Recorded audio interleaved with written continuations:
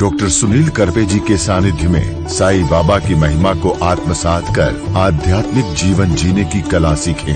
देखिए साई वाणी आस्था भजन पर प्रतिदिन प्रातः 7:20 बजे, आस्था पर प्रत्येक रविवार प्रातः 8:20 बजे। संपर्क सूत्र 9604050607।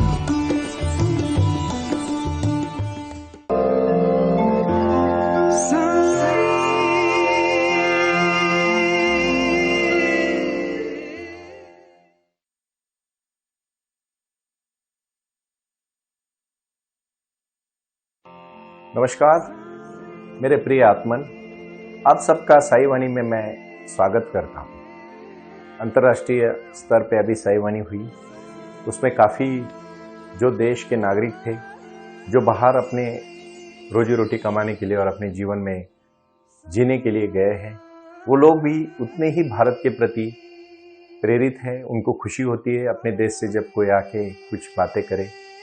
और साईं बाबा को मानने वाला वर्ग पूरे विश्व में है, उसमें कोई दोहरा नहीं है। मैं फिर से कहना चाहता हूँ, साई वाणी एक ऐसा मार्ग है जो लोगों को जीवन में बदलाव लाने के लिए और खासकर उनकी जिंदगी में सकारात्मक सोच लाने के लिए, उनके जिंदगी में जो सपने वो नहीं पूरे कर सकते वो पूरे करने की शक्ति देने में। प्रारंभ करो, जारी रखो, इसी विचारधारा से ये हमने शुरुआत किया और आज पूरे विश्व में हम फैल गए। इस बात की खुशी है। भाई और बहनों, है हमेशा कि एक हम और मैं, इसमें एक फर्क है। हम, ये बहुत बड़ी बात है, मैं बड़ी बात नहीं है, बूंद बड़ी बात नहीं है, सागर बड़ी बात है, अहंकार बड़ी बात नहीं है, अपनापन समर्पण बड़ी बात है। और इसी भाषा को लेके जब भी साईं बाबा के भक्त जीवन में कंफ्यूज हुए, उनको ध्यान का मार्ग दिखाया। और ध्यान का मार्ग सबसे बड़ा मार्ग है, मेडिटेशन ही पावर है। बीट्स पिलानी जैसे दुबई के एक स्थित संस्था में मैं अभी चीफ गेस्ट के तौर पर गया और मैंने वहां बच्चों से बातचीत की तो उन्होंने कहा कि सुनील जी, हमें समाधान, शांति और समृद्धि चाहिए। मैंने कहा कहीं बाहर मत ढूंढो, पहले अपने अंदर जाओ। जो भी बड़े बड़े साइंटिस्ट हुए वो सब साइंटिस्ट ध्यानी थे, ज्ञानी थे, गुणी थे, चारित्र्यवान थे और विचारों के साथ जोड़ने वाले इंसान थे।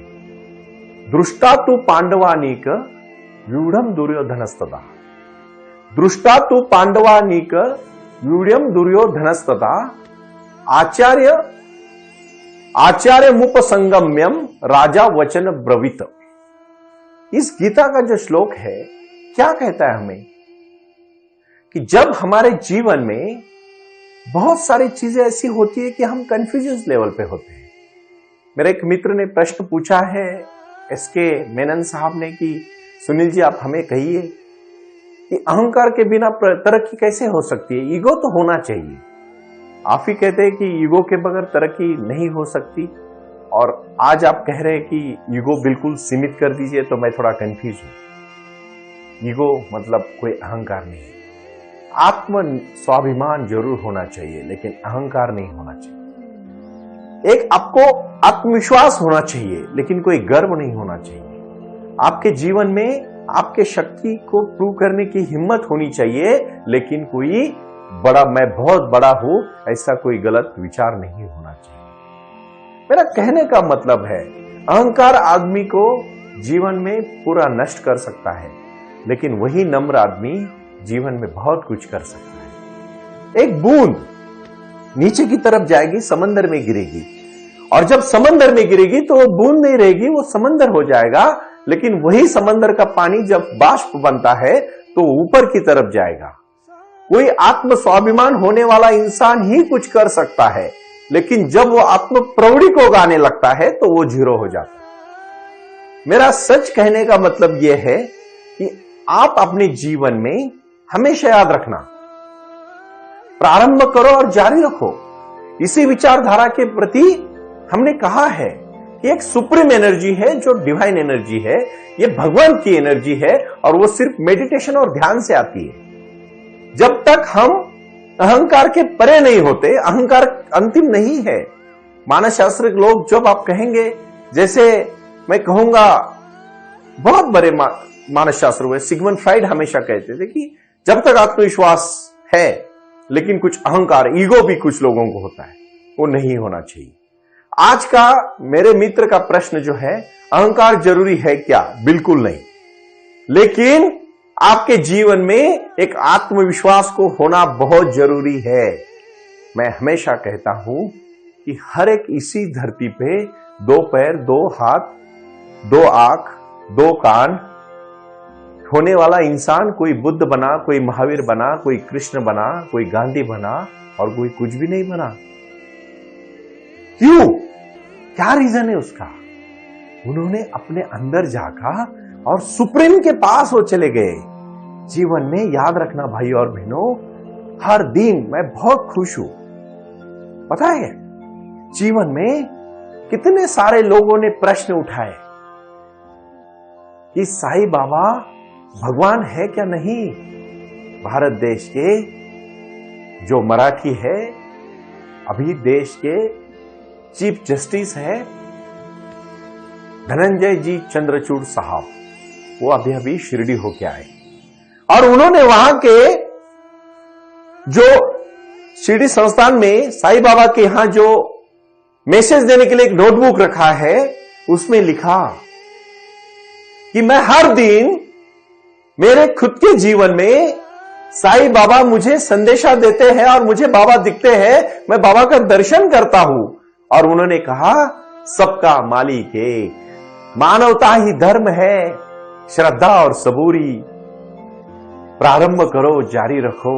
इसी विचारधारा से मैं बाबा का निस्सिम भक्त हूं और इतने बड़े महान देश के चीफ जस्टिस ऑफ इंडिया के जो हमारे धनंजय जी चंद्रचूड़ साहब है, उन्होंने जो मैसेज दिया वो बात पूरे विश्व को समझनी चाहिए कि साईं बाबा ने किसी एक धर्म को बोलने के लिए नहीं कहा और किसी के प्रति बुरा भी नहीं कहा। उन्होंने कहा मानवता ही धर्म है। यही मानवता, यही विचारधारा, यही प्रसंग अपने जीवन में आपको बहुत आगे लेके जाएंगे। लेकिन आप हमारी आत्म प्रवृत्ति पे इतना घमंड करते हैं कि हम बाकी सब भूल जाते हैं। कोई इंसान इतना कामी होता है कि वो उसके पीछे पूरा जिंदगी भागता है, आखिरी में मर जाता है। मैं छोटी सी कहानी कहना चाहूंगा। एक महान राजा होता है, उसको 100 बच्चे होते हैं, वो 100 साल जीता है और उसको एक दिन यमराज लेने आते हैं और यमराज कहते हैं, देख अभी तेरा समय पूरा हुआ, तू चल मेरे साथ। तो कहता है, मुझे तो अभी जीना है, मैंने तो अभी जीना शुरू किया है। यमराज कहते, देख तू नहीं आएगा तो तुझे तेरे 100 बच्चे उसमें किसी एक को भेजना पड़ेगा, इस बार तो मैं तेरा सुन लूंगा। तो वो सब बच्चों को पूछता है, तो सबसे छोटा बच्चा जो होता है वो हंसता है और कहता है, पापा मैं चला जाऊंगा, आप जियो। और फिर वो एक आत्मा लेके निकल जाता है। फिर रहे 99 बच्चे। राजा आराम से जिंदगी जीने लगा, भोगने लगा। 100 साल हो गए, फिर से यमराज आए। यमराज ने कहा कि अब तो तुझे चलना पड़ेगा। नहीं, मैं और जीना चाहता हूं, अभी तो मैं थोड़ा सा एक कदम आगे गया हूं।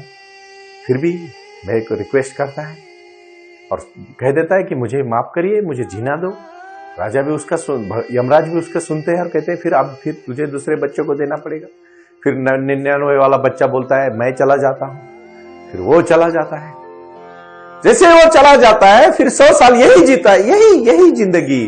फिर तीसरी बार यमराज आते हैं, फिर भी वो दूसरे बच्चों को भेजता है, लेकिन इसका मन नहीं भरता। कहानी का मतलब है, अपने जीवन में कुछ समय भगवान कृष्ण जैसा जीना सीखो।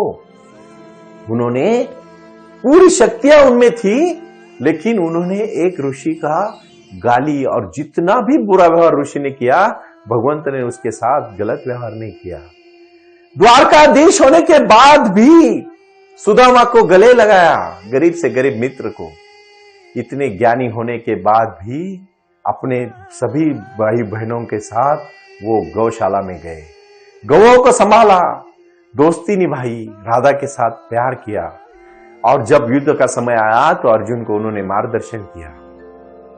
लेकिन ये सब कुछ छोड़ के भी पूरी गीता को जिन्होंने लिखा, वो भगवंत ने सब कुछ त्याग के, नम्रता के साथ और खुशी के साथ चले गए चंद्र सूरज जब तक है तब तक गीता का हर वचन रहेगा।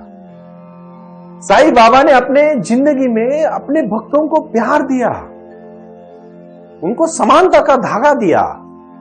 देश का प्रधानमंत्री, देश के हाईकोर्ट के हमारे जज, हमारे बड़े बड़े प्रदेश देश विदेश के लोग आते हैं और बाबा के यहां नतमस्तक होके 5 चीजें आज आपको मैं कहना चाहूंगा साईं वाणी में, आप शांति से समझ लेना। पहली चीज है, सबका मालिक एक है। बिल्कुल बंटवारा मत करो, झगड़े मत करो, खुशी से रहो। अपने देश के प्रति लोगों का जीवन मान ऊंचा उठाने के लिए प्रयास करो। रोटी, कपड़ा, मकान, शिक्षा और आरोग्य के प्रति कटिबद्ध रहो। इन्हीं विचारधारा के लिए मेडिटेशन करो। दूसरा और महत्वपूर्ण विषय, शांति से समझ लेना, जो बहुत महत्वपूर्ण है, अपने जीवन में शिक्षा को महत्व दो। ज्ञान सर्वत्र पूज्यते, क्योंकि ज्ञान का ही बल सर्वत्र है। तीसरा और बहुत महत्वपूर्ण, जो प्रसन्नता है, जो दिया है उसमें खुश रहो। भगवान ने जो तुझे ये पवित्र जिंदगी दी है बेटा, उसको खुशी से स्वीकार लेना। अगर सुख कभी दिया तो खुश रहना, और दुख दिया तो भी खुश रहना, क्योंकि वो भी भगवान ने दिया है। चौथा और बहुत महत्वपूर्ण, अगर आपको लगता है कोई आपके साथ अच्छा व्यवहार करे, तो याद रखना भाइयों, आपका व्यवहार उसके प्रति अच्छा होना चाहिए। आप उसके प्रति अच्छा व्यवहार करो, वो आपके साथ अच्छा व्यवहार करेगा। और 5 और आखिरी, सबसे महत्वपूर्ण, 1 घंटा खुद के लिए निकालना। 20 मिनट साईं वाणी सुनना, 20 मिनट साईं क्रिया करना और 20 मिनट साईं ध्यान करना। जिंदगी खुश बनेगी, आपके जीवन में वो बदलाव आएगा, वो क्रांति आएगी। उसमें आप बहुत कुछ कर सकते हैं। कुछ कर गुजरने के लिए मौसम नहीं, मन चाहिए। साधन तो जुट जाएंगे, संकल्प का धन चाहिए, और ये संकल्प का धन है विचार, संकल्प का धन है शक्ति, संकल्प का धन है प्रगति। और आज मैं इतना ही कहना चाहूंगा, अहंकार मत करो। बूंद की तरह भी रहोगे तो समंदर में जाके मिलो, बूंद का समंदर हो जाएगा, और उसी समंदर से बाष्प बनेगा, अपनी शक्ति ऊपर चली जाएगी। कुछ क्रांति करनी है, और साईं वाणी का महत्वपूर्ण विषय है, प्रारंभ करो, जारी रखो। आज मैं सभी भाइयों को गुरु मंत्र देना चाहता हूं, प्रारंभ करो, जारी रखो, प्रारंभ करो, जारी रखो, प्रारंभ करो, जारी रखो। इसी विचारधारा से चलो। ओम साई राम, प्रणाम। नमस्ते। आज इस पवित्र भूमि में इंजीनियर्स डे मनाने के लिए आपने मुझे निमंत्रित किया, इसलिए मैं चेयरमैन साहब का धन्यवाद देना पसंद करता हूं। 2 मिनट ही लूंगा।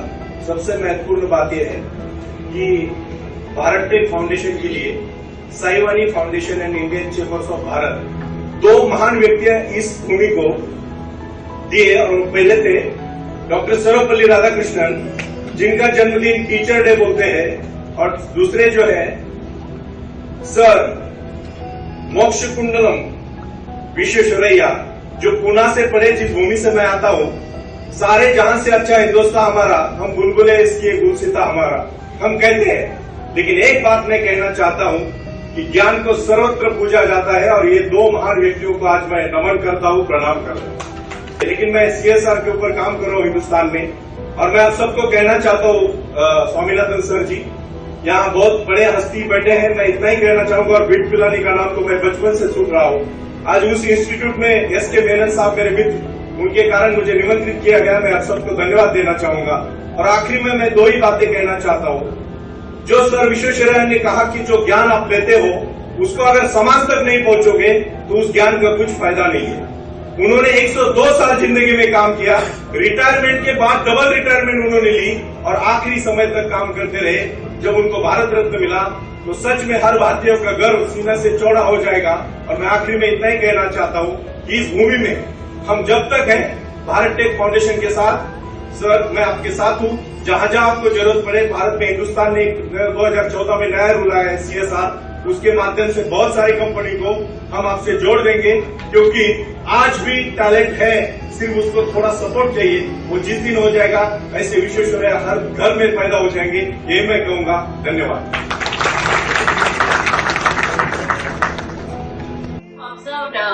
The engineers today, and of course you were giving the enlightening talk about Sri Vishweshwarayaji's contributions. to our society. And what is your thought? Do you feel like what is the amount of involvement that engineers, apart from going to the corporate world and the technical world, what should they do to the society? Very important question. As per my knowledge, everybody is good human being. Every talent person, and the intellectual person, as per my knowledge. जब तक हम हमारे देश के बारे में नहीं सोचते और जब क्वेश्चंस और समस्या बाहर के ज्यादातर जो भी इंजीनियर्स है वो सब कॉलेज ड्रॉप आउट है, उन्होंने कॉलेज छोड़ा, पढ़ना नहीं छोड़ा, प्रॉब्लम और सॉल्यूशन के पीछे इतना पागल जैसे वो लगे कि उन्होंने उसको सॉल्यूशन करके दिखाया। जैसे अभी चंद्रयान 2 की बात की, उन्होंने उस प्रॉब्लम को पकड़ा। मैं आज भी सभी इंजीनियर्स को कहना चाहूंगा कि सिर्फ नौकरी करना आपकी जिम्मेदारी नहीं है। जो बिजनेस करेगा, जो क्रिएटिव आइडिया लगाएगा, वही आगे जाके सक्सेस हो जाएगा until and unless, as per my knowledge। और मैम ने जो पूछा कि आपका कंट्रीब्यूशन और जो विजन होना चाहिए, एक ही है सबसे बड़ा, मेडिटेशन। जब आप अपने मेडिटेशन को अपने अंदर खोजना जाओगे तो आप बहुत कुछ पाओगे। जब बाहर देखोगे ना तो मुश्किल है, थोड़ा सेटिस्फेक्शन नहीं मिलता है। आजकल तो लोग, सर ने कहा कि जॉब नहीं है, पुणे में कम से कम 75 to 80 बिग बड़े बड़े इंस्टीट्यूट है। आज भी 20% एम्प्लॉयमेंट है, 80% बच्चे कहाँ जा रहे हैं? तो मैं चाहता हूँ कि प्रॉब्लम्स के सोल्यूशन के लिए लग जाओ। 140 करोड़ का भारत देश है, बहुत बड़ी समस्या है। अगर हर एक इंजीनियर आइडिया सोचेगा अच्छी और उसके लिए सपोर्ट मिलेगा तो डेफिनेटली मैम ये एक अच्छे सिटीजन बनेगा। और जब तक भारत का अच्छा नागरिक नहीं बनता या कोई भी विश्व वसुदेव कुटुंबकम, अभी भारत में नहीं कहूंगा, हम यूए में है तो ये भी एक हमारा पार्ट है, वसुदेव कुटुंबकम, इसी विषय को हम आगे लेके जाए। और इंजीनियर्स ने एक अच्छा नागरिक बनना चाहिए और उन लोगों को जहाँ जहाँ समस्या है वहाँ उन्होंने अपना दिमाग लगा के उनको सोल्यूशन देना चाहिए। I think that was a wonderful message, Vasudeva Kutumbakam, because the whole world is looking at India. And India is not looking only for the problems of India or the development of India, it is looking at the world as one family. So as youngsters, you need to keep this in mind and you have to look towards what you can contribute to the society as well as this globe in an innovative way. Thank you so much. ओम साई राम। प्रारंभ करो, जारी रखो। इसी विचारधारा से साई वाणी का प्रारंभ हुआ। शिरडी के साई बाबा का आशीर्वाद पाके खुद अपने जीवन में एडवोकेट डॉक्टर सुनील नाना साहेब करपे जी ने साई वाणी के इस कार्यक्रम को प्रारंभ करते हुए 21वीं सदी को सही में साई बाबा के आशीर्वाद से लोगों के जीवन में बदलाव एवं खुशियां लाने के लिए साई वाणी का प्रारंभ किया। लगातार लोग साई वाणी को सुनते आ रहे हैं। साई कृपा जो साई ध्यान से जुड़ी हुई है, क्योंकि मेडिटेशन ही एक ऐसी शक्ति है जो जीवन में क्रांति ला सकती है, बदलाव ला सकती है और खुशियां दे सकती है। लेकिन उसके लिए प्राणायाम बहुत महत्वपूर्ण है और अपने संकल्प के प्रति अडिग रहकर उन्होंने प्राणायाम की श्रृंखला को अपनी शक्ति से जोड़ा और उसको साई क्रिया के माध्यम से साई ध्यान के प्रति वो लगातार लेके चले गए। इन सब क्षेत्रों के लिए एक ऐसा परिक्षेत्र होना चाहिए जहां लोग आएं और रुके। शिरडी में साई बाबा के समाधि के आशीर्वाद के बाद उनको ज्ञान और ध्यान दोनों की शक्ति देने का प्रयास किया जा रहा है। इसीलिए साईं बाबा की 65 फुट हिंदुस्तान की सबसे बड़ी प्रतिमा बनाकर वहां बाबा का मेडिटेशन सेंटर खोला गया है। साई आंगन इस नाम से यह जाना जाता है। देऊळगाव गाड़ा, तालुका दौंड, जिला पुणे, यहाँ साई आंगन की और बारामती क्षेत्र में साई आंगन में इसी क्षेत्र की निर्मित करते हुए उन्होंने यहाँ निजी व्यवस्था के साथ बच्चों के लिए गुरुकुल सिस्टम का इंग्लिश माध्यम का स्कूल, जहाँ बच्चे पढ़े और जहाँ बच्चे गुरुकुल में रहकर गुरुकुल के माध्यम से गुरुर ब्रह्मा गुरुर विष्णु गुरुर देवो महेश्वरा गुरु साक्षात परब्रह्म तस्मै श्री गुरुवे नमः इसका ज्ञान ले पाएं। इसी के लिए इसे पूरी तरह से सीबीएसई एवं गुरुकुल के माध्यम से बच्चों को एक सुजान एवं भारत का एक ज्ञानी और अच्छा नागरिक बनाने के लिए वे ये कर रहे हैं। उसी के साथ हेल्थ इज वेल्थ कहते हैं कि शरीर ही सबसे महत्वपूर्ण संपदा है और उस संपदा को आयुर्वेदा के माध्यम से लोगों को जोड़ना चाहिए। इसीलिए उन्होंने यहाँ साई वाणी आयुर्वेदा हॉस्पिटल की भी निर्मित की है और उस कार्य के लिए वो पूरी तरह जुड़ चुके हैं। पूरे विश्व से लोग साई क्रिया और साई ध्यान के माध्यम से जुड़ रहे हैं और इसीलिए उन्होंने साई वाणी trust.org इस ई कॉमर्स की भी स्थापना की है। इस ई कॉमर्स के माध्यम से हजारों करोड़ों भाई बहन को उन्होंने व्यापार करने के लिए प्लेटफॉर्म दिया। उनकी कला, उनकी क्षमता, उनका ज्ञान लोगों तक पहुंचाने के लिए साई वाणी trust.org बहुत बड़े लेवल पर महत्वपूर्ण प्रयास कर रहा है। इसीलिए यहाँ आए। ये बाबा की नगरी है। यहाँ बाबा का विज्ञान, बाबा का आशीर्वाद एडवोकेट डॉक्टर सुनील नाना साहब करपे जी के साथ लोगों तक पहुंच रहा है। हमसे जुड़े रहने के लिए आज ही साई वाणी के ऑफिशियल यूट्यूब चैनल को सब्सक्राइब करें या अधिक जानकारी के लिए संपर्क करें 9604050607। ओम साई राम। प्रारंभ करो, जारी रखो।